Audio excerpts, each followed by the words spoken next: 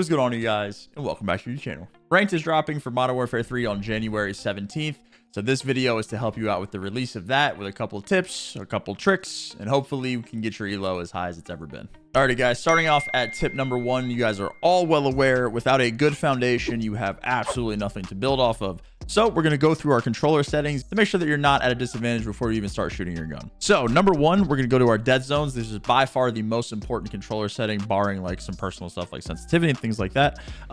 Easy baseline. If you have a newer controller, just put it on 0.5, leave it alone. You really won't notice any dead zone issues. If you have an older controller, you're going to have to test them. Thankfully, this game actually comes with some dead zone testing. So you just flick your joystick left and right. As you guys can see, mine snap back. If yours does not snap back to the center right away, just raise the minimums on your left and your right stick until you find a good sweet spot. That's pretty much the baseline for it. Number 2 is going to be the aiming category. Sensitivity is completely personal preference. I play on 7.7. A lot of pros play on between 5.5 and 6.6. Sweet spot in there. ADS sensitivity multiplier is a setting that a lot of people have started to mess with. I have never changed this in my life. I just leave it at 1. I feel like once you start to mess with settings in like a very micro adjustment area, you start to get in your own head a little bit. So I just leave everything on 1 and I shoot my gun. After that, we're going to go to aim response curve, change it to dynamic, guys. I've said it a million times. I'll say it a million more. It aims for you at this point. Dynamic is like the most broken thing when it comes to controller input. So just put it on and set and forget. It is not even worth discussing. It literally, the aim assist will just aim for you. Then you're going to scroll down to the actual aim assist setting itself. You're going to play on default or black ops. Don't even look at precision or focusing. Not worth your time. Essentially, black ops aim assist is sticky from target to target. So you're going to notice that drag a lot more. And default is more of a good average at all ranges. So when you're close range with black ops, you're going to feel it like snapping through walls basically. But when you get to longer range, it's not going to feel as good. Whereas default, you're not going to have that like stickiness up close and mid range as much, but long range, you're going to feel it a little bit more. So I play on default. I just think it's, again, a better average at all ranges. So that's just what I prefer. So a couple settings under the actual gameplay tab of your controller. I play on single tap run. This one's, again, personal preference. You can do whatever you want here. Single tap is just really, really good. Shout out to Booza. Next one is slide and dive behavior. I play on tap to slide because a lot of people play on slide only, removing the dolphin dive entirely. But there are situations in this game, such as D-hopping, which is when you dolphin dive onto ledges. It'll actually give you a little bit more of a movement boost. So there are situations in this game where I enjoy dolphin diving. If you don't want to use it, technically the input of slide only makes your slide canceling a little bit more fluid, but I enjoy the trade-off of being able to dolphin dive still. Again, this one's pretty personal preference. If you never dolphin dive, just put on slide only, set and forget. A lot of the things that will get you killed in here are grounded mantle, automatic ground mantling, a lot of those settings. If you guys find yourself mantling on accident on top of headies when you really don't want to do that, make sure you turn them off. And that's pretty much it for the rest of the things in here. There is one more small setting that's actually a Warzone thing that I picked up when I was on my Warzone arc. If you guys watch the streams, it's prioritize interact. Now this is something that can get you killed getting used to it. It definitely got me killed, but it's good for closing doors when you're running through them, especially if you door bust and you want to keep sprinting, you just tap square right away and it will instantly close the door behind you. Issues where it comes in handy, picking up guns is just an instant square. You don't have to hold it.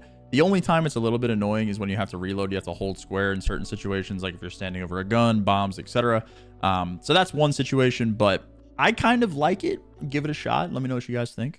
That's pretty much it for controller settings. Feel free to go through the graphics. I don't really want to do that because each PC or whatever you guys are playing on is different. So I don't really think there's a blanket, you know, fix for everything. So that's another video. I apologize. Alrighty, on to tip number 2. Now that you guys have ATS on and no stick drift, it is the obvious. Make sure you actually have the right classes and you're not running around aimlessly wondering what people have on their guns because they kill way faster than you. Please ignore my Atlanta phase camo. It makes me shoot straighter. The AR setup that I have been going with is builded and hand stop. The other 3 attachments are absolutely must-haves, being the Cyclone barrel, whatever sight you choose between slate and the reflector or elo, and then the Regal heavy stock. The only 2 attachments that anybody changes or differentiates from on any MCW class that you guys are going to see in ranked play on anyone's streams in the CDL content, whatever, is going to be the muzzle and the underbarrel. There are 2 options. You get to pick 2. Your options for your underbarrel are 1, DR6 hand stop, or 2, the X10 Phantom 5 hand stop. And then your options for the muzzle are the billeted and the L4R flash hider. Now, the one that most people use in the league that you guys watch on a day-to-day basis is going to be the flash hider with DR6 or the flash hider with X10 Phantom. Now, I prefer the builded one. That's just me. Again, you guys can mess with whichever ones you like, but that's pretty much the combinations. You get 2 and 2. feel free to mix and match whatever recoil you like. You can't really go wrong. And much like last year, the subclass has absolutely no variance whatsoever until we get another weird muzzle change halfway through the year. But yeah, I don't think there's a differing class here. I think a couple people have tried the Bruin angled underbarrel, I believe is what it's called, instead of the DR6 hand stop. But this is pretty much the Bruin bash and angled grip. If you guys want to try that out, it does shoot very straight. Would recommend. But this is the class that pretty much you will see across the board on everybody's stream. So feel free to copy and paste. As for the gloves and boots and all of that good stuff for ARs, I've been rocking assault gloves, covert sneakers, because I'm not getting sound horde. That doesn't sound like fun. And then for subs, you can run assault gloves as well. You can also use marksman on the ARs, but kind of whatever there. And then you can use like things like lightweight. If you want to swap trophy to dead silence field upgrade, go for it.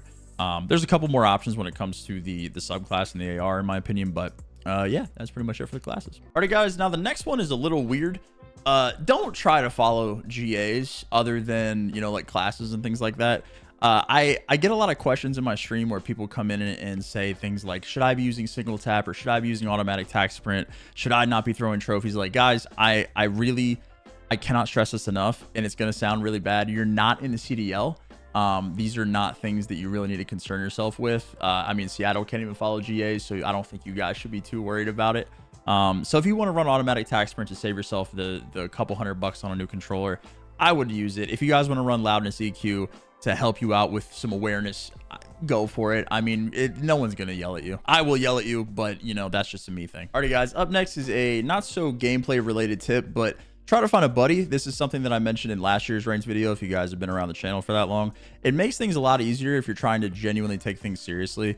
When you solo queue, it's very difficult to actually climb, because sometimes you could just get RNG'd out of your mind and people will go like 15 and 55 and get 4 seconds of hill time. So if you can have at least one other person that you're calling out to, whether it be on Discord, game chat, whatever, it's a lot easier to work the map. So try to find someone to play with. And then also, I'm gonna bunch in these tips here. Try to do your best to play the objective. You would be surprised how little kills actually matter when it comes to pugging and ranked and just like hopping in, whether it be solo, duo, whatever.